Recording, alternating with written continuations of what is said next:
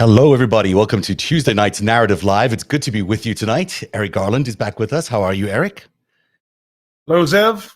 Good to be here. You look very fresh and well lit today. I enjoy that. I'm feeling fresh and well lit. We have a big show tonight. Lots of interesting news going on, and we're just going to go through it and see if it all connects. There's a lot of good analysis coming up on everything from the what I would call a Russian strike into Poland, whether it's intentional or accidental. It's still a Russian strike into Poland, as far as we can tell. So we're going to talk about that. We're going to talk about Donald Trump, the sequel. Some are pointing out it's the third campaign that he's actually running, even though it's only the second administration he's trying to form. He is, he's back. He's back tonight. He'll tell us at 9:00 exactly why he should be the next president of the United States. That's going to be an interesting conversation.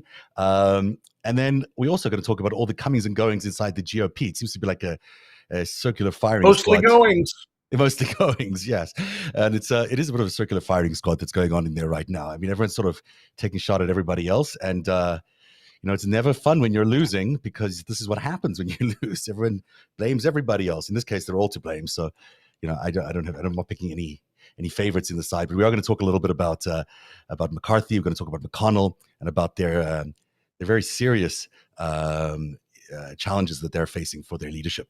And we should point out that tonight's show is also brought to you by hover.com, which is where you can get the best search for domain names. If you're starting a company or you have an idea, maybe you're like Donald Trump, you're starting a third campaign, and making America great again and again didn't work out. Maybe you want to look for making America great again and again and again and again and again and again. And you can do that all by going to hover.com right now. And for 10% off from us, if you go to what's the thing? It's hover.com/reach, REACH, and you get 10% off, and you can get your own domain names, or maybe give Donald Trump a gift for his now third campaign that he's launching. So we'll talk about all of that coming up a little later on. But let's talk a little bit about what happened in Poland today, because many people are out there saying this was accidental. I have real doubts about these things being accidental. It's 4 miles into Poland. It's a grain silo. It just doesn't feel accidental to me. And I mean, it's one thing if you shoot a gun a few meters off, or you miss a building by a few feet. We're talking 4 miles into another country, which you're trying to avoid, into NATO. Never mind another country. So damn it, Merle, we hit NATO accidentally. Yeah, it's not something you'd want to do readily, and so it's surprising to me that people are out there saying it's accidental. I think it was intentional, even though they're going to quite vociferously deny that they have any involvement. But it is actually very serious as well, because we're talking about, obviously, a provocation inside NATO, which would mean that you could invoke Article 4 and Article 5, two very serious articles. Plus, it comes a day after, I think it was a day. Did you mention the other day on Twitter that the CIA director Burns was having a meeting with the Russians in Ankara about something yes, or other? He was. Do you know much about the substance of that? I don't know exactly what happened there, but all of this seems to tie in somehow.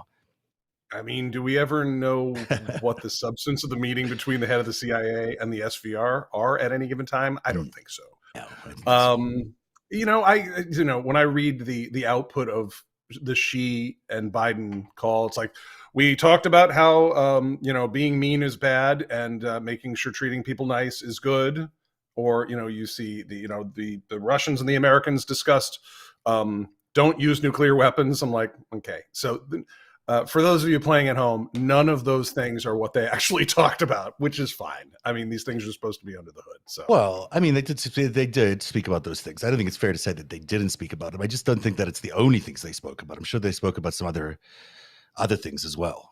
If you have limited time face to face, when you're the head of American foreign intelligence and you're face to face with Narishkin, I think his name is, head of the SVR. You've only, you can kind of skip by the let's not nuke each other in the face and get on to, so what are you guys doing over in, Belgium or Colorado or that thing? We know what you're doing, hey, watch it. You got to get down to business there. So, I mean, those conversations must be incredibly fascinating. I would give to be a fly on a wall of that conversation. That would be really fascinating. So here's what let's unwrap what we do know about the Polish attack, or let's call it the Polish strike, just to make sure that we're not, upsetting anyone by jumping too far to any conclusions. But you've got here that Poland has considered invoking NATO's Article 4. They've done so. Oh, let me put this up here for you. Article 4. Two people have died, and the Russian missile strike this morning, I guess this was this morning their time, 4 miles into NATO territory and Polish territory. The Polish president, Andrzej Duda, who you see here on the top left of this graphic, he has completed a phone call with President Joe Biden now. He's also completed a phone call with Jens Stoltenberg, the Secretary General of NATO. And that's where they discussed invoking Article 4. They are investigating the reasons behind the explosion, but they've raised their military readiness levels. They have also called a National Security Council meeting for tomorrow. That's their National Security Council, and a big cabinet meeting tomorrow. And all that sort of standard protocol, I guess, when a foreign country sort of throws missiles into your backyard and blows up a grain silo. But, everyone immediately jumped to the conclusion that we were stepping into World War III here because, it's not ironic or coincidental that World War II and World War II was officially started by the Poles. I guess the Russians and the Poles, the Germans and the Poles, sorry, I should say it that way. The Germans attacked Poland. Got it. That's history. Sudetenland. Yeah, yes. I mean, it's not, we forgot, we don't forget about that, but let's leave that historical coincidence aside. Let's talk a little bit about, this is a serious thing because they've gone out of their theater of operations. They've stepped out of their zone and they've come at Poland, which is the front line of NATO. Let's get it straight. This is a kinetic attack. So when we talk about a kinetic assault of any form, in military speak, that means something went kablooey. That's something happened in the physical space, not an attack of, not cyberspace, not, political interference, but something blew up or, involved somebody going someplace they were not supposed to go. This is when you have missiles explode on NATO territory, you are risking the invocation of Article 5 of the North Atlantic Treaty, of which all the members have signed on, that an attack on one is an attack on all, which means we can all go to war with Russia if we want now. Now, we always could, I guess, but Putin has given us license to declare war on Russia. If it can be proven that this was an intentional provocation. And, they immediately came out, the Russian side came out with an immediate denial. And as they would, but the way they did it actually is an indicator to me that it was them because it was so quick and thorough and typical of their usual denials. So here's one saying that, no, they had absolutely nothing to do with it. This one from TASS agency says, the statements of the Polish media and officials about the fall of Russian, in the quotation mark, missiles in the region are a deliberate provocation. The Russian armed forces did not strike any targets near the Ukrainian-Polish border, the Russian Defense Ministry said. When they use words like provocation, it's a dead giveaway that they're... Well, also, there's the old saying in our business, don't believe anything about Russia until the Kremlin denies it. Yeah. Also, as far as their track record, at one point, Russia called me a conspiracy theorist for attributing their actions in the 2016 election to them. Several years later, the head of Wagner Group, Yevgeny Prigozhin, came out and said, damn right we interfered in the 2016 election. So I know personally they will deny things that they in fact did. You have first-hand knowledge of this idea. Also, they came out on Telegram today calling it a false flag operation. They did all the typical things you'd expect them to do. They were blaming the British for doing this, as they like to do. But really, who else is doing this? Maybe it's Ukrainian missiles that have gone astray. That's another possibility. But, Ukraine didn't see any of their missiles going astray. And there's really American missiles. So I'm sure we would know about it. And, here's the problem with Russia. They could be right. Look, this is very convenient for us militarily. And I suppose the British could have rigged up some explosion there and told the world that this is what happened. But the problem with Russia and Vladimir Putin is that when you are just such consistent geopolitical bullshit artists, when you lie and gas children to death in Syria and commit genocides and invade other people's countries and make up bullshit rationalizations and create brand new republics where they don't exist. Guess what? Maybe if somebody does pull an intelligence operation off on you, you don't have any credibility in the world left. Also, let me understand what this intelligence operations like mission would be. Are they suggesting that the United States is trying to draw Russia into a world war? I mean, it doesn't make that. No one wants to have a world war. They're suggesting that America and Britain may be attempting to get Russia to look like bad guys. But come on, folks, why would we spend the energy? Russia does a tremendous job of making Russia look like bad guys. We don't even need to get out of bed for that one. World War III would be a real bummer. I mean, it's not something that people really would try, instigate. They don't have an army left. That's true. They also don't have an army left. If they get as far as Missouri, I will fight them with butter knives. But I think the best case scenario with whatever military remains in Ukraine is if they're very lucky, Russia might end up invading Russia. We'll see. This is the scene. Apparently, I won't say that I know for sure this is the scene, but Polish online media is saying that this is the scene of the attack. It actually took place in a grain silo, which is interesting. Originally, there was some thought that it might be attacking the energy lines, the power lines in the area, but apparently this is took place attacking a grain silo. Now, you might say grain silo. Why is that interesting?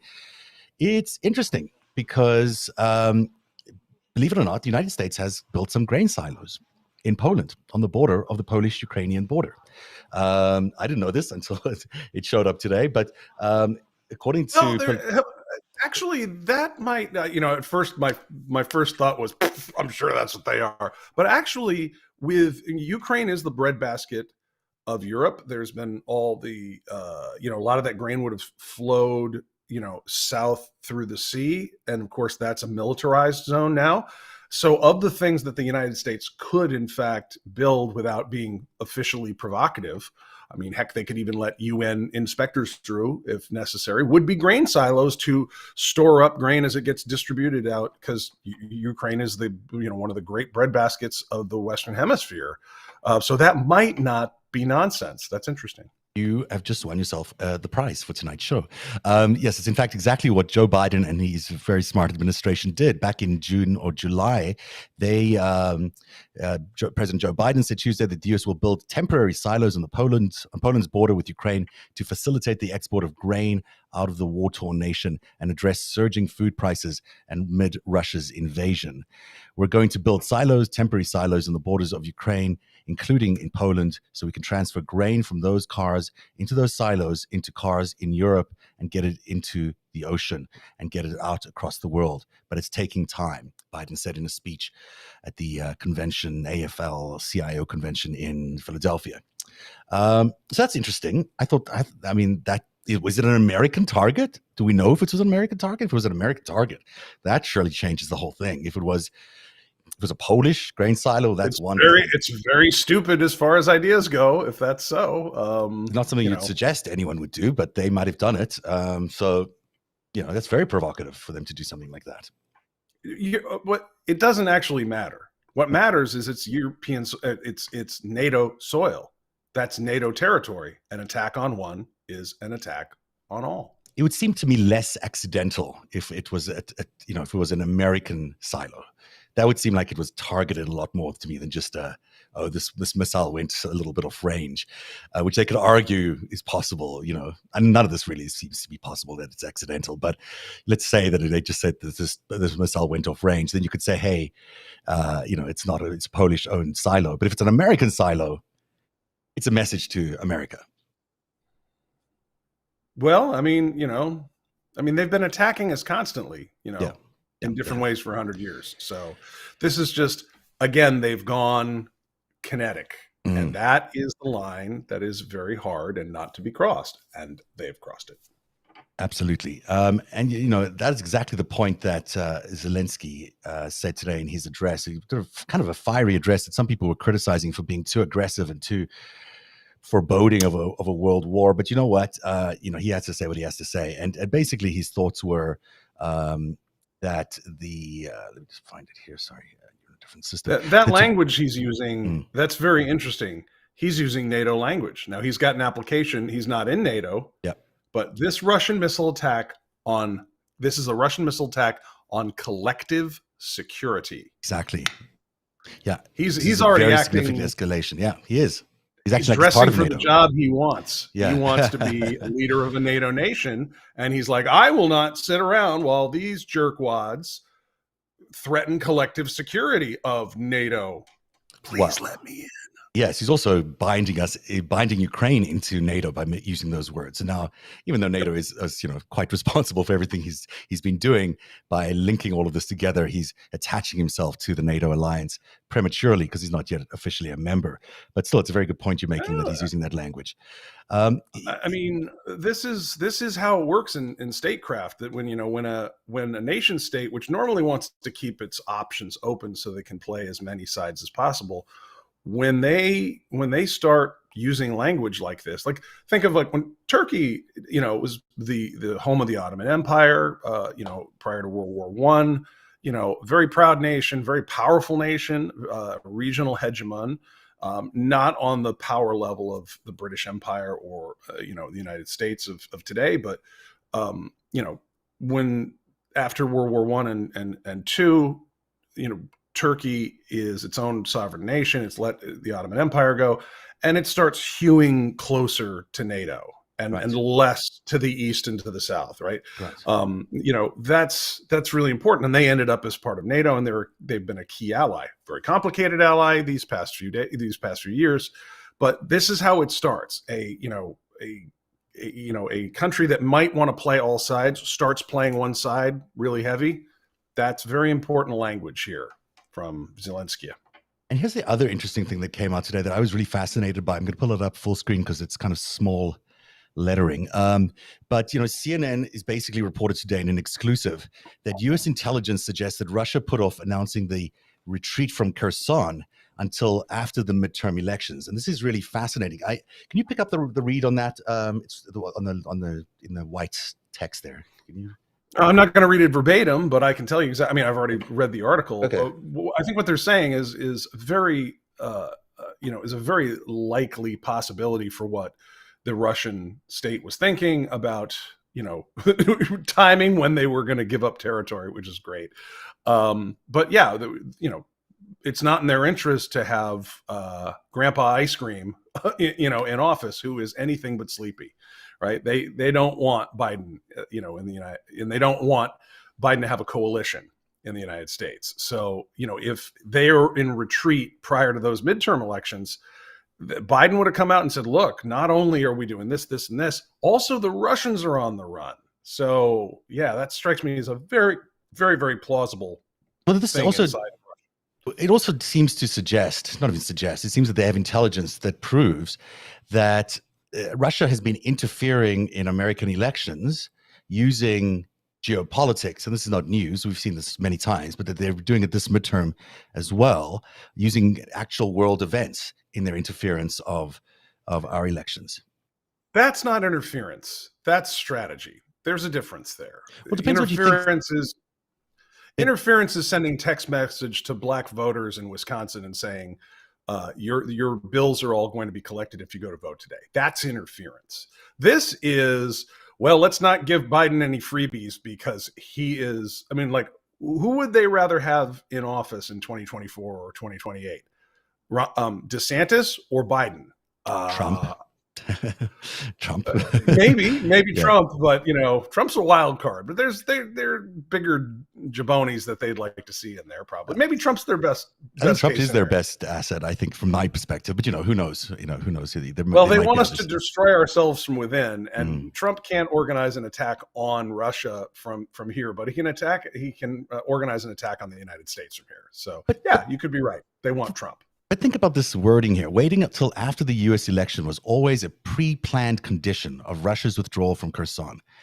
I mean, it's not that they're, I know what you're saying. They just don't want to give him a freebie. But they're also deciding on major military moves based on the American elections. It seems like they're seems like a priority of theirs is Of course it is. determining how things settle in the American elections. We are, in their parlance, in their military and their intelligence, we are the main adversary, and we have been for a century. So for them to consider the political issue, the internal politics of the United States, that's just good intelligence. That's just good statecraft. I mean, that's a smart move to not give Joe Biden any points. It's not nefarious. It's just in their interest to do so because they're screwed. And giving, So do they give the GOP some points by not giving Joe Biden any points? yes, Yeah, it's true, right? absolutely, yeah. So let me, the rest of this little section here is going to be a little speculative, because, wondering aloud to myself earlier on, I was like, so if they're doing things like withdrawal on a purely political basis in the United States, not purely political basis, but partially political basis, is it possible that they did something like this in order to time it to the announcement by Donald Trump this evening of his restart of his campaign? And I'll explain this a little bit further to you, because I know you're going to think, well, you're reaching. But, one of the things that Donald Trump likes to say when he's out there on the stump in the last few months is that World War III is not going to happen if he's elected. That's his big thing, that, he knows these guys, he knows these dictators. World War III ain't happening on his watch. He said it. It's true. He does know these guys better than, because he's working with them. But Yeah. But that's the argument that he's put forward, and I would be not surprised if he says the same thing tonight in his campaign launch. So isn't it coincidental, interesting, maybe provocative for them to have a missile which everyone's interpreting as, hey, World War III is about to start, when it's not really that. It's about giving Trump some impetus in his otherwise lackluster campaign launch this evening. Theory. Well, I think that's a great idea for Trump, because the whole thing would be so completely obtuse and theoretical to his base. I don't think that they're like, oh, this is Article 4 and 5 of the North Atlantic Treaty. I mean, I will give you a shiny nickel for every person at any of his rallies that can name what Article 4 and 5 are, or what the North Atlantic Treaty is, or where the North Atlantic is. But I do think they would be fearful of World War III. I mean, I think that's part of his, it's been his thing all along, is that, that World War III is imminent, and only he can stop it. That's why he's friends with all these dictators. I mean, I just think it's not... He's stopping it by giving the country to them in advance. That's very nice of him. Yes. Yes. I mean, it's he's basically handing it over so there won't be any destruction. That's basically he'll sell it off in parts for them. So I think that was what he's actually been saying during his political stump speeches in the last few months. It would not be surprising if he says it tonight. And then I don't believe in coincidences anymore in the world. And so when things like this happen, especially with these players, when you talk about Russia, and we've just seen evidence that they were involved in deciding when the Kherson withdrawal should happen based on the midterm elections, it's not out of the realm of possibilities that they've done something in order to support their guy who's about to be starting his third campaign for president tonight at 9:00 in Mar-a-Lago. I mean, so he's running again, huh? He is running again. He's back. Trump 2 is happening. Okay. I don't know why he's running again. It seems ridiculous that he's running again. I don't even know who's supporting him, but he's nevertheless. I think he had hundreds of thousands of dollars left over from the 2020 campaign. As if he wanted to spend that on another campaign. He had so much debt and other uses to spend that all on. So why would he do that for this campaign? He is doing this because, any ideas? Do you want to suggest some ideas? Why do you think he's doing it? He doesn't want to take up shuffleboard in Florida. I don't know. Yeah, I mean, it could be that he's just wounded ego is one possible thing that he's trying to pull off. It could be that he's, I don't know, wants to be the president again because he had so much fun the first time round. That he hates Joe Biden so much would be a third reason. And of course, the fourth reason might be that he might stave off some, investigation that might be done by DOJ into his espionage and other things that he's been involved in, because, they might be reluctant, or a little bit more reluctant, to indict a guy who's, running for president of the United States. It might be candidate for the Republican Party for the United States. They might not, but they might think twice about it. I mean, I think we need to touch base on the fact that after last Tuesday's election, a lot of the media that normally supported Trump started biting him. Yes. Saying that he's the loser and all that. I think I saw some of Rupert Murdoch's network take off after him. It's really kind of delightful, actually. It's joyous. Yes, they have no loyalty, those people. But truthfully, it is also a, I can't think of another good reason for him to be running. I mean, other than just be provocative, other than just wanting to just continue to stay in the limelight and be ego-driven in that regard. I think that there's an element here where he's, just trying to caution the DOJ from proceeding, gives him extra, or at least if he is indicted, he'll be able to accuse everyone of saying it's a political hit job in a way that it's harder for him to do if he's not running for president. I suppose. I mean, Merrick Garland's kind of on a roll. What does one do when one has committed treason and you're facing what is it, Tuesday? The Oath Keepers trial finishes up evidence at the end of this week, and it goes to the jury. So TikTok. Why do you say TikTok? Because, the Oath Keepers trial is the major seditious conspiracy trial, and there have been people who have pleaded out, but we haven't had a jury find this crew. This was the militarized Oath Keepers crew, Thomas Caldwell, Kelly Meggs, all them, who organized probably the most militarized attack on the Capitol. That was going to be one of the linchpins for all the rest of it that we've talked about on this show. The fake slate of electors, the midnight decision from Alito or Clarence Thomas or whatever.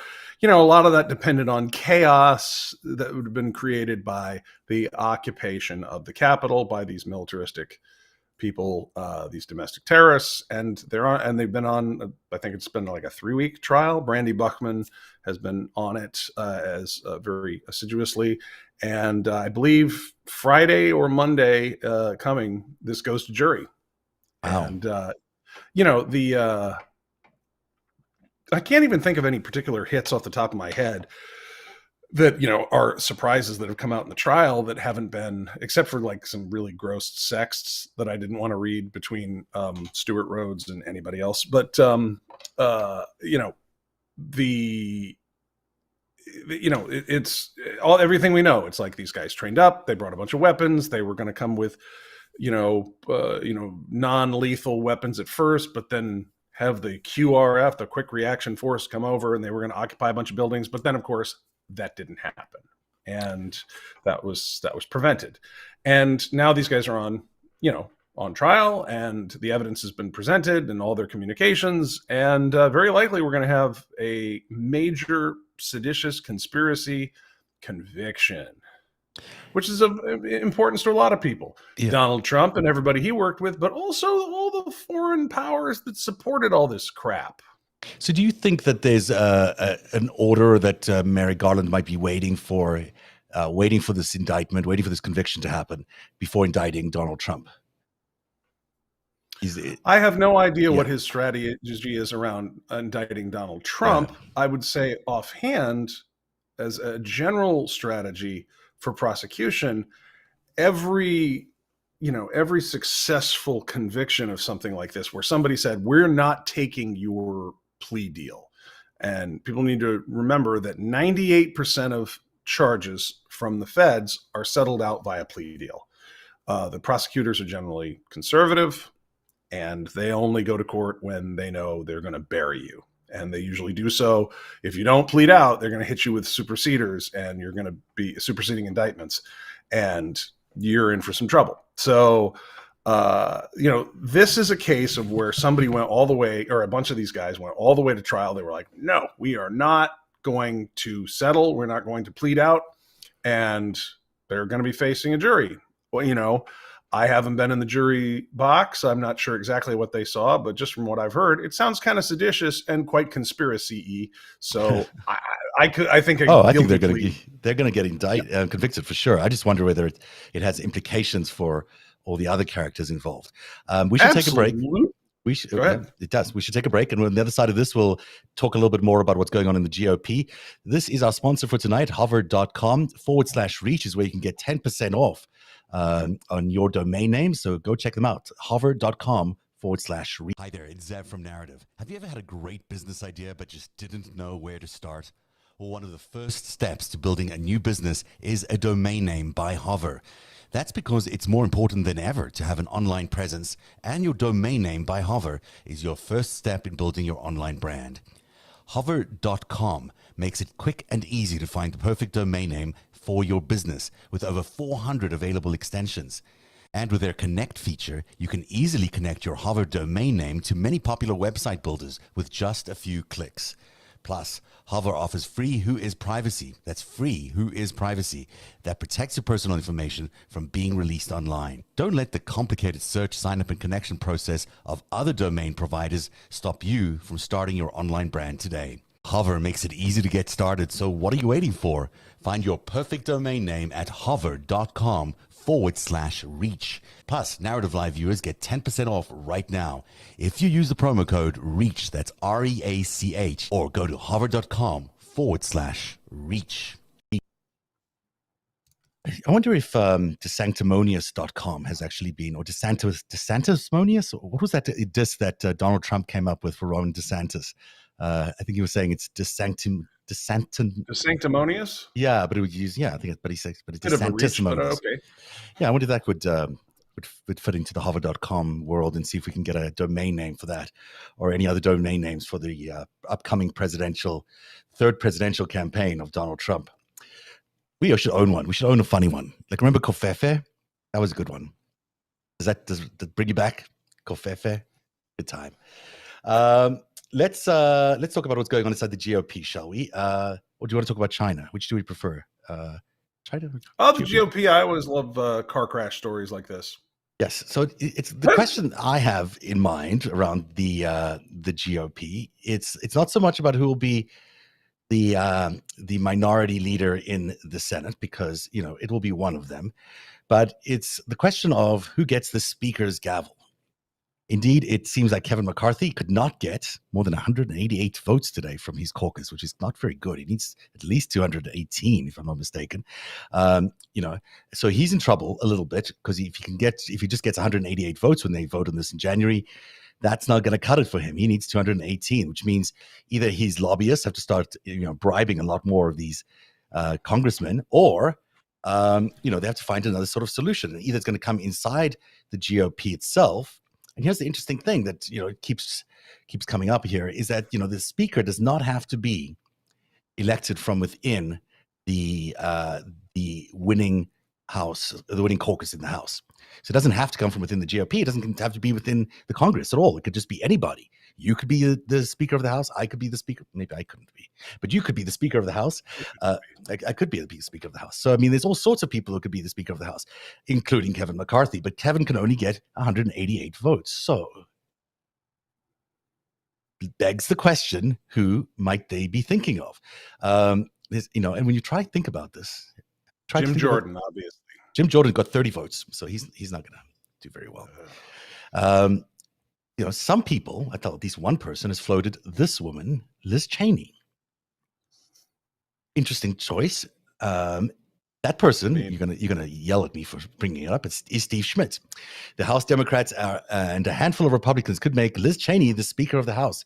They should do it. He tweeted, when is this? Today? No, it's a few days ago. So that's interesting. That's a remarkable suggestion. What do you think of that? I mean, we're assuming that the GOP is going to win the House, and that's not decided yet, correct? Yes, but it's all indications are that the GOP will just sneak in a win on the House. Now, if it may be that they don't, it may be that actually the Democrats win. There's still a path to victory for them. It's just not a very likely path to victory. So, yeah, let's assume that it'll be a GOP House, and that they will struggle to appoint a speaker because they will not be able to get 218 votes for anybody. In other words, the Democrats are going to be, trying to kill any suggestions they have, whether it's Jim Jordan or McCarthy. And all they need is one or two figures from within the GOP to join the Democrats in a vote, and then whoever is trying to be speaker, their entire race gets tanked because of that. So it's a disaster for them, really. This even a slight victory in the House, even though they'll be celebrating, would be an absolutely disastrous place for any speaker to be, or for the GOP to be.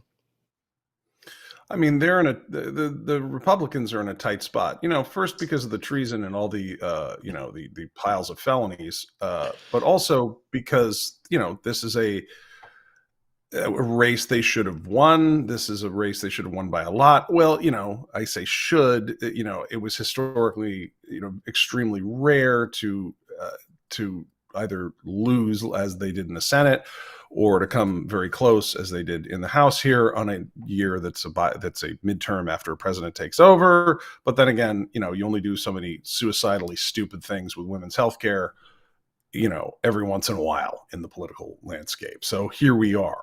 So, I mean, if you're the Republicans, what do you do? I mean, I think they should disband as a party, but that's my reaction to treason.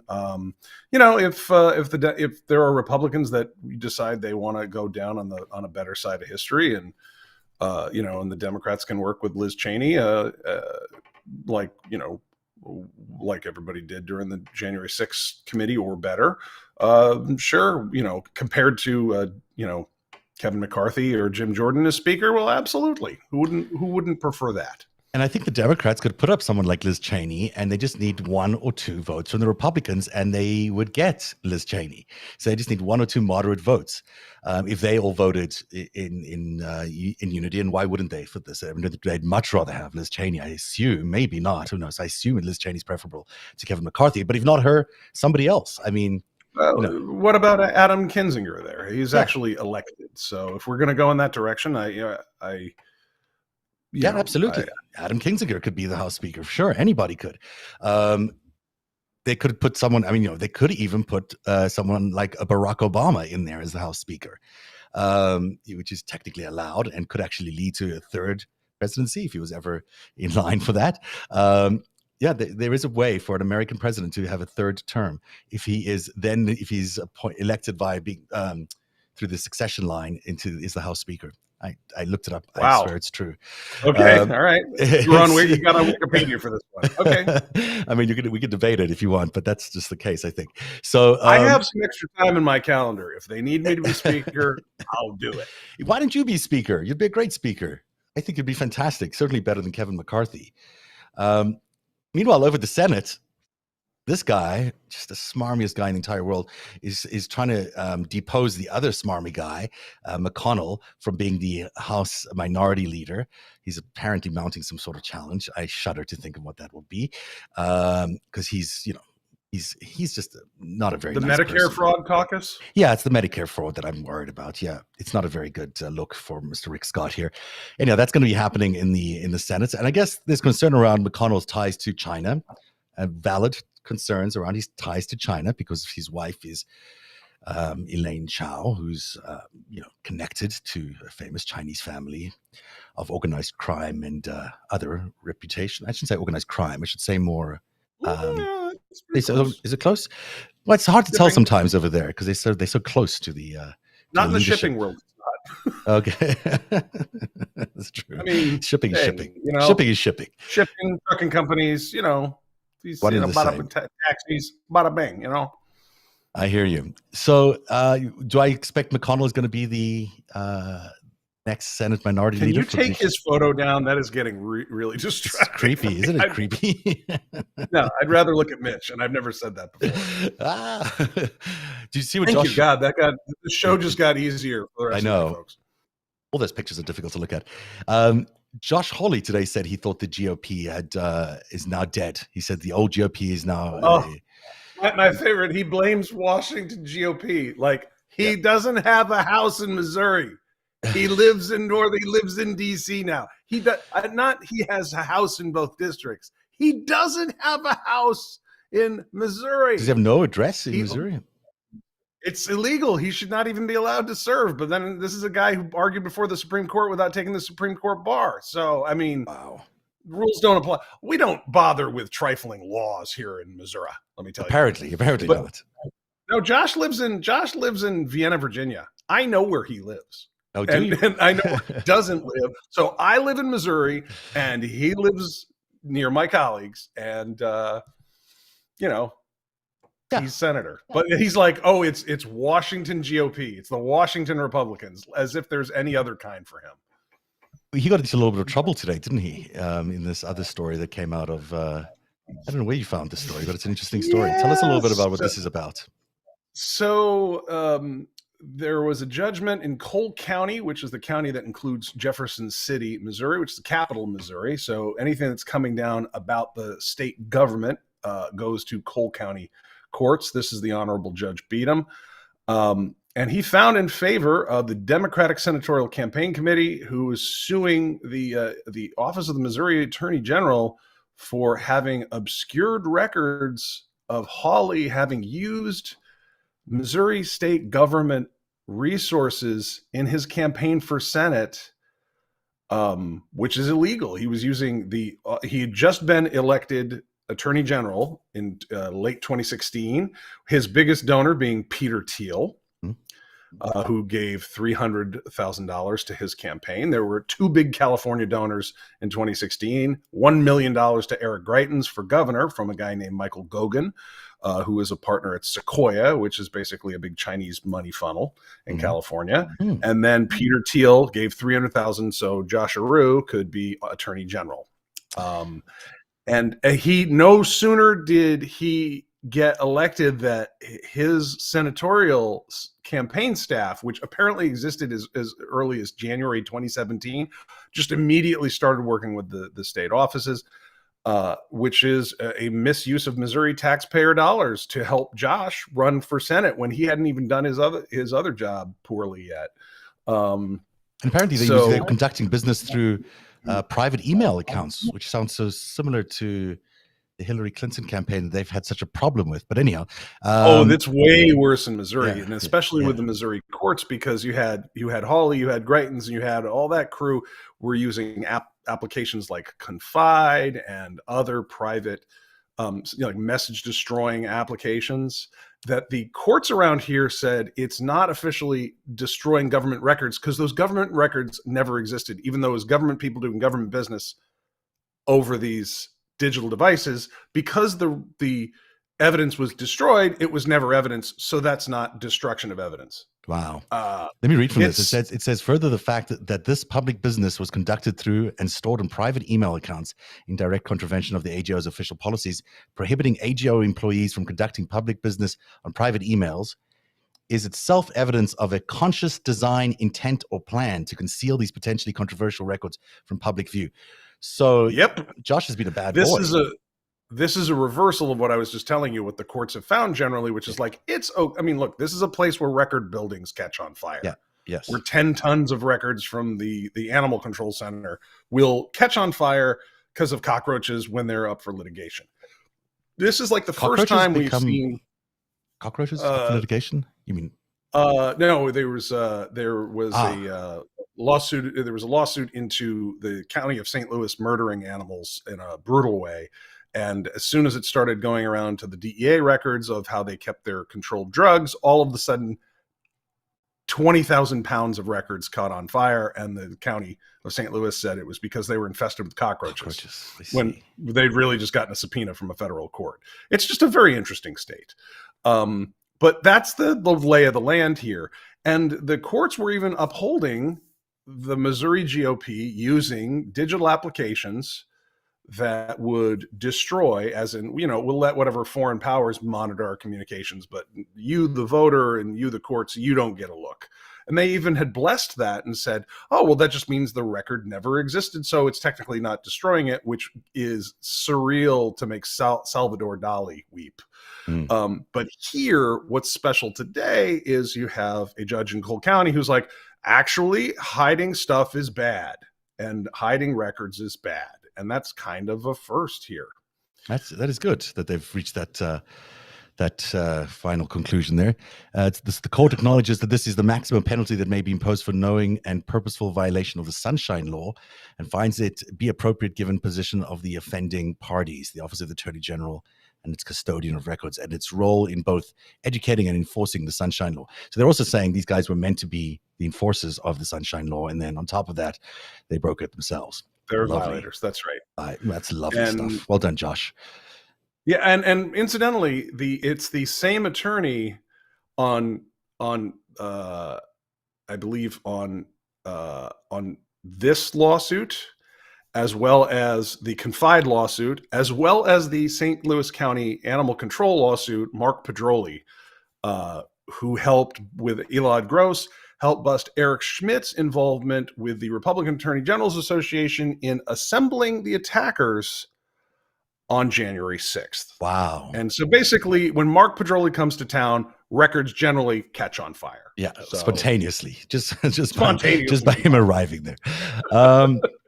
Yeah, what a place you live. You know, what an interesting place. You're right in the very heart of it all, literally. So let's talk a little bit about the breakthrough in Bali. I was very bullish on this yesterday when I was talking about how amazing it is that Joe Biden was able to walk into this meeting with Xi, which should have been incredibly confrontational, but landed up being really conciliatory. Look at all those nice smiles everywhere.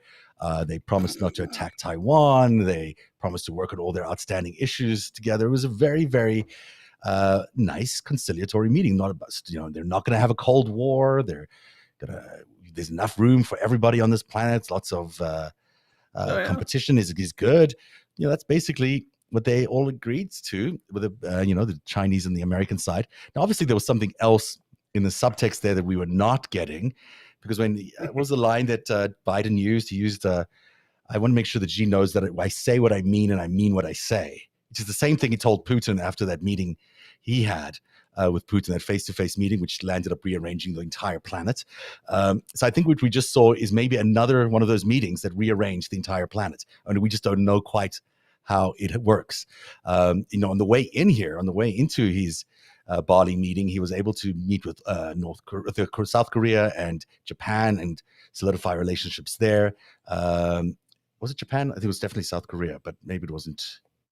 Maybe it wasn't Japan, but South Korea was doing solidify relationships there, and certainly he's coming with quite a coalition around his ACO partners that are putting Xi in a bit of a box. Plus, Xi's got a lot of problems that maybe Biden figures he could help Xi with. Things like a starving population, a COVID explosion, a mortgage crisis, the failure of Belt and Loop things. Those are all a challenge for Xi right now as he starts his third term. So maybe behind the scenes, Biden might be offering some carrots there as well. Who knows? What do you think happened? I think Biden says jump and Xi says how high. Mm-hmm. I think something like that. But we seem to have scared off the dragon. I mean, that to me is what the takeaway from all of this is, like, if you remember that first meeting between Blinken and his counterparts at the start of the Biden administration, it went horrifically. The Chinese senior diplomat there was very critical of the United States, launching accusation after accusation. Within a very short amount of time, we've gone from that to smiles and handshakes and niceties and no Cold Wars and let's have friendly competition. That's quite an achievement by an incredible president who's obviously the key to this foreign policy brilliance that they've been doing. But I'm going to be digging around because I'm really interested in what might be under the surface here as to what they got on Xi to make him so agreeable. I mean, we've taken we've locked them out of semiconductors for the future. They've depended on us. This is the problem with their strategic plan here of destroying America. You come at the king, you best not miss. Yeah, they missed. It appears they missed. They missed, and and everybody saw them shoot. And they kept that under wraps a long time. Yeah. And they got exposed for it, and so now they have to explain their position to the world on that. And meanwhile, it's like, we don't need them. We don't need their intellectual property. They don't create any. We don't need their their exports. They're exporting stuff that we're telling them how to make. We can make that stuff here. Look at this map. Look at this map. It's a really telling map about how the world's most important trading partner status has shifted from America to China in 20 years. 20 years is a long time, but it's, the countries that identified, now they obviously all still, trade with both countries, but it sure looks like we've allowed China to basically become the main trading partner of a lot of these countries around the world. And that's clearly not going to be the case going forward. I mean, clearly, this attack on democracy that Xi spearheaded is going to cause a reaction that sees them, returning down to a very manageable size, I'd imagine. Well, I mean, it's great to see these two maps. I remember back in 2000, I've talked on this show before about trying to talk to executives about, what we called Chinese math. They're like, oh, we got to get into China. If we only get 1% of their market, but it's going to be great. And when you'd ask the question, well, what do you think they want back in return? They're like, what do you mean? This is American executives. Well, they had ambitions, and, they had a strategic plan. I mean, there's a country that's been around multiple thousand years. And, Americans didn't listen. American executives didn't listen. And, American tech companies didn't listen and went and started doing deals with China to help them build the Golden Shield system to, surveil their own citizens. And, we just kept, our financial largesse from the year 2000 financed the map on the right there. Mm-hmm. Oh yeah, it's an American-made map. I think that's an American. Yes, that's the takeaway from that. It's like it's not China's doing it. Yeah. Yeah. If we we gave them hard cash you could buy petroleum in. We gave them, we helped finance that map on the right, and we're lucky we caught this when we did. And there's a whole lot of people in Missouri and elsewhere who got all the way in bed with China. They thought if they could just make that money up front and they would get a better position in the New World Order. Well, it's not new and it ain't order. Yep. And I want to bring up one other topic before we, there's two other things I want to bring up before we go tonight. And one of them is a subject that I've really wanted to raise for a few days now, a few weeks now. We haven't had a chance to focus on it. But what's going on in Iran right now is beginning to reach the level of human rights violations and terrorism of its own population in a way that, you just can't fathom, and nor should the world be accepting. And this, and when you speak about Iran, you're obviously talking about Russia's military partners. You're also talking about China's partners. So they're part of that alliance, as we've been talking tonight about those two countries. I'm going to show you some very disturbing video that was taken from the metro station in Tehran this morning. It's very disturbing because it shows the Iranian military police. I don't know whatever they call them there, whatever that be for the Iranian military, Iranian Revolutionary Guard, but I'm not sure which one was shooting here because we can't tell.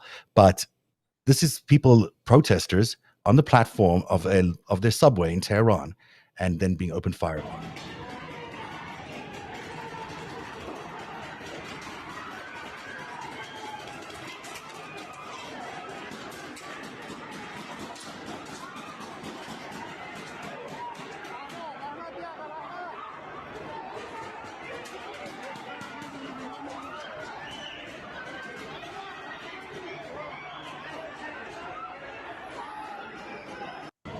That's I don't think I've ever seen anything quite like that. What was being fired there? It was bullets, I believe. I don't know. I think bullets, but I don't know. But I don't know if there was a death toll there, so it probably may not have been bullets. It may have been, what would they be? Pellets then? Some sort? I'm not sure. Yeah. But it's these are protesters in exercising what we here in the United States would consider a freedom that we could express. And there's been 3 months now of protests in Iran that have gone on, and each of those has gotten, and the death toll has gotten progressively worse from day to day. I'll pull up this graphic to help you understand how serious the situation is, and why I think we need to be paying a lot more attention to it. So there are now 52 children that have been killed during these protests. An enormous number of protesters in total that have been killed, 341. And the New York Times just published this really brilliant and sad poster of the 50 miners that have been killed in Iranian protests since this started 3 months ago. So, this is the story that really has not received a lot of attention here in the United States, but it deserves some attention because it's getting more and more serious over time. The Iranians are getting more brutal over time, and it doesn't seem like the protesters are in any mood to give up. In all the video that I follow online, there's still a lot of active protests on a daily basis around the country in many, many locations. I think it's like 140 different cities that have now taken part in the protests. This could, we've said it before about the Iranians. This could be the undoing of the Iranian regime, but who knows? But it certainly is quite a vast shutdown of an attempt to shut down a very big and broad protest in Iran, and it needs to be paid some attention. And I think I'm just raising it here so others can also raise attention on wherever they might be creating content. And on that note, I think I've only got one more thing. But any thoughts on Iran? Anything you want to share on that? I know I sort of threw it at you. I mean, that the regime hasn't been in place for 40 plus years now, and it doesn't really have any place in the international order. And hopefully we can support their democracy movement and replace it with a real regime that represents their people. There's a lot of folks there that deserve peace after so much strife in the last 100 years. So it's interesting that in the when you think back about the Iran of the Shah's days, I mean, it's just like so much has changed for what was once the most really incredibly enlightened country with incredibly enlightened people. It seems, I'm sure the people are still very enlightened, but you mean during the Shah period? Yeah. Was it? Well, it was enlightened except for the Savak secret police. So as long as you weren't being tortured, you had license to be you had license to be enlightened. By the way, do you know who ran who sold the IT to the Savak in the 1970s? I didn't even know what the Savak was until you just mentioned it. But okay, no, tell me about that. Ross Perot, who was the third-party spoiler candidate in 1992 that allowed Bill Clinton to win the presidency with 43% of the popular vote. The people involved in Iran never cease to amaze me. The people that land up actually being involved, you imagine they would never be involved, and there they are. They keep popping up.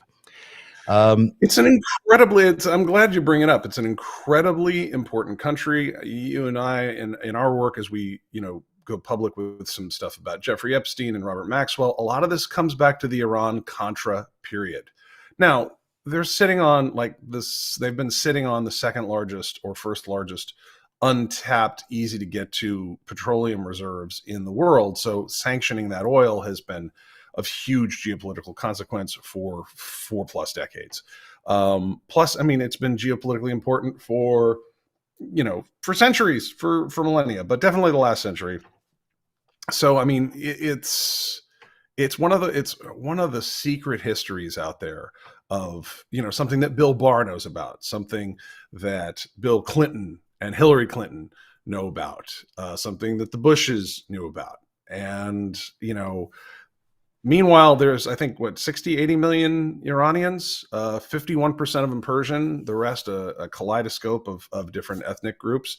And it's one of the world's most interesting countries. And hopefully we can bring that, those people back into the world order, and not through a regime like the Shah's, but one that is more representative of the democracy that America wants to shine out to the rest of the world. First, we have to have it at home here. But hopefully we can get there too. We're working on that. Speaking of the democracy that we haven't had, just because it's really funny. Here's Mike Lindell losing it today, because he's like a wind-up doll. So I thought we'll leave on this note. They are caught, and this is going to just the tip of the spear for unraveling see, there's tens and tens of thousands of citizens that are looking for a place to reach out. They're going to do sworn affidavits of what happened. I don't think there's a judge in this country that can't say we need a new election down there in Arizona. And not just for Kari Lake. Remember, they took Mark Fincham's too. They took Blake Masters. They were all stolen. And I don't care. Doesn't matter what anyone says. We already know this. We were watching it from the Edison report. We were watching it cyberly. And we were watching just blatantly. The citizens were all watching. So you have, imagine having 3 different camera angles of a crime. When you have a crime of this magnitude committed, you can't certify this election. We caught them. They're Oh my gosh. I'm only 4 gesticulations away from winning Arizona. Oh my gosh. It's the same lines. He's exactly the same lines. He's been using ever since he started his little trip down voter fraud land. He's still using the same language, the same stuff. And yeah, America, that is your GOP. I wonder what it's like to be these guys who should have been arrested a long time ago, and they know it, and they just feel the walls closing in. I mean, I don't have to worry because, see, I've never sold my country out. I don't sell toddlers to other people. I don't traffic fentanyl and then bribe city officials with it. Yeah, I don't have any of these problems. So I just wonder what it feels like to know that there's no escape this time. It's a good question. We'll leave you on that note. Thanks for being here tonight on Narrative. You can always support us at patreon.com/narrative. If you're watching on YouTube, hit that subscribe button. And don't forget our sponsors tonight were hover.com, and at hover.com/reach is where you can get 10% off your next domain name. We'll see you again on Thursday. One day, you'll tell the story of autocrats, crooks, and kings who came for our freedom.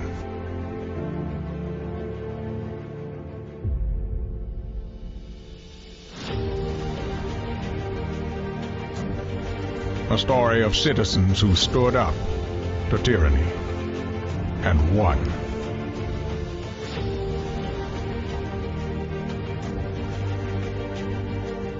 The people prevailed and renewed an old vow to a more perfect union. And that was just the beginning. The story continues. Narrative, where truth lives.